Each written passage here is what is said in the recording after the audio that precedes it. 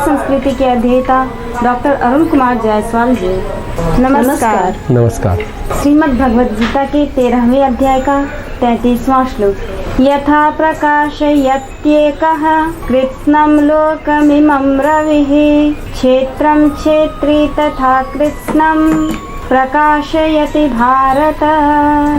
हे अर्जुन, जिस प्रकार एक ही सूर्य इस संपूर्ण ब्रह्मांड को प्रकाशित करता है, उसी प्रकार एक ही आत्मा संपूर्ण क्षेत्र को प्रकाशित करता है। एक सवाल है, क्या शरीर स्वयं को नहीं जानता? तो फिर शरीर को कौन जानता है?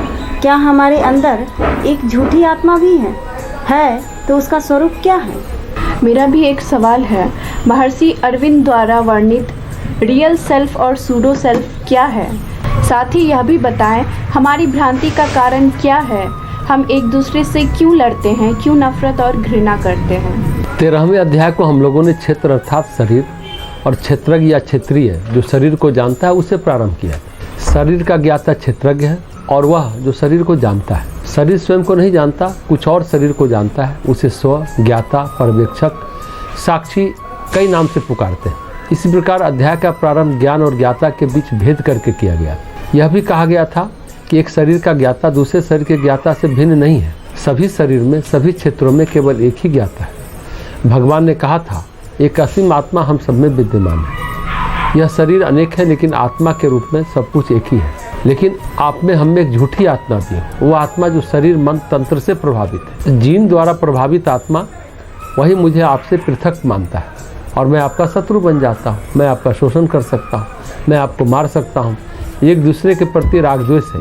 यह है अस्मि, अहंकार, इसे अस्मिता कहते हैं। यह सब इसलिए कि यह स्व शरीर और मन तंत्र के द्वारा बद्ध है, वह इससे छूट नहीं सकता।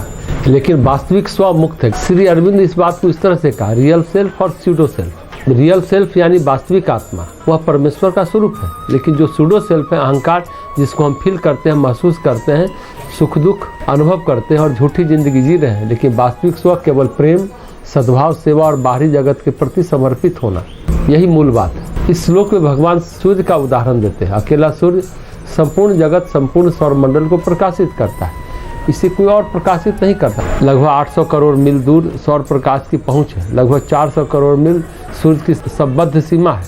वाइजर अंतरिक्ष यान जो भेजा गया था, धीरे धीरे सौरमंडल के परे जा रहा है। एक आश्चर्यजनक मानवीय उपलब्धि है। अंतरिक्ष में करोड़ों मील चल चुका है। सभी एक एकाकी सूर्य के द्वारा प्रकाशित है। उसका उदाहरण भगवान दे रहे हैं। सूर्य की तरह वह आत्मा यानी क्षेत्रीय अथवा क्षेत्रज्ञ, सभी क्षेत्रों यानी शरीर को जानने वाला और प्रकाशित करने वाला है। गीता में बार बार एकता पर और समता पर बल दिया गया। यह केवल एक ही और अद्वितीय है, कोई दूसरा नहीं। यह अद्वैत है, अपृथकीकरण का सिद्धांत, एकत्व का सिद्धांत। तो भगवान कहते हैं वह क्षेत्र एक ही आत्मा द्वारा प्रकाशित है।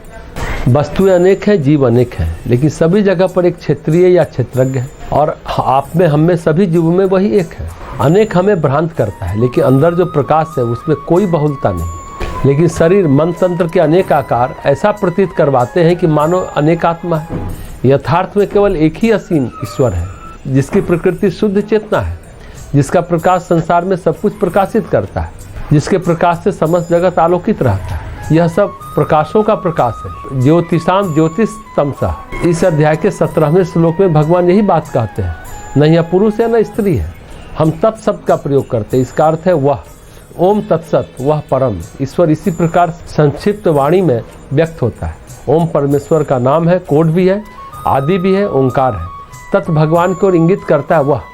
गायत्री मंत्र में तत्सवितुर्वरेण्यम कहा गया। वह कौन है जो न स्त्री है न पुरुष है, न दैट है न दिस है, न हिज है न हर है। यही एक परम सत्य है। ओंकार ही परम सत्य है।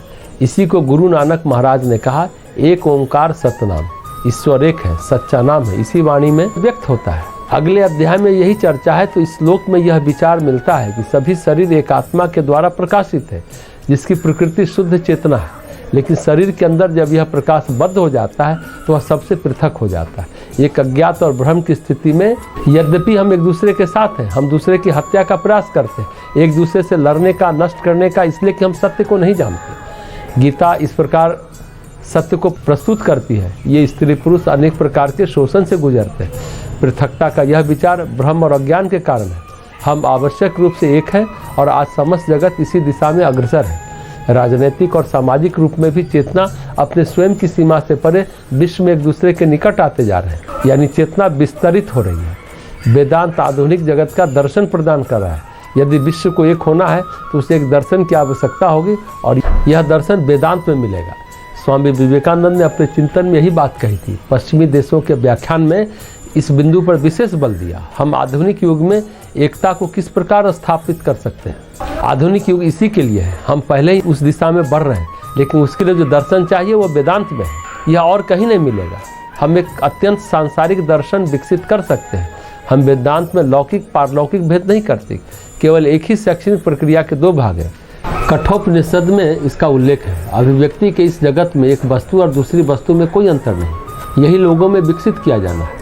लोगों को यही शिक्षा दी जानी चाहिए और धीरे धीरे ये हो रहा है। पहले एक व्यक्ति दूसरे व्यक्ति से भिन्न, एक गांव का आदमी दूसरे गांव से भिन्न, फिर 2 भिन्न जनजातियों में भिन्न। अब करोड़ों लोग ये अनुभव कर सकते हैं कि वे सब एक हैं। इस विचार का और अधिक विकास होगा। यही प्रवृत्ति है, उस समन्वय का विकास, वह एकता जिससे विश्व शांति आएगी। यही जगत खोज रहा है। अतः इस श्लोक का और इस अध्याय का निष्कर्ष है, एकता ही परम सत्य है। एक ओंकार सतनाम।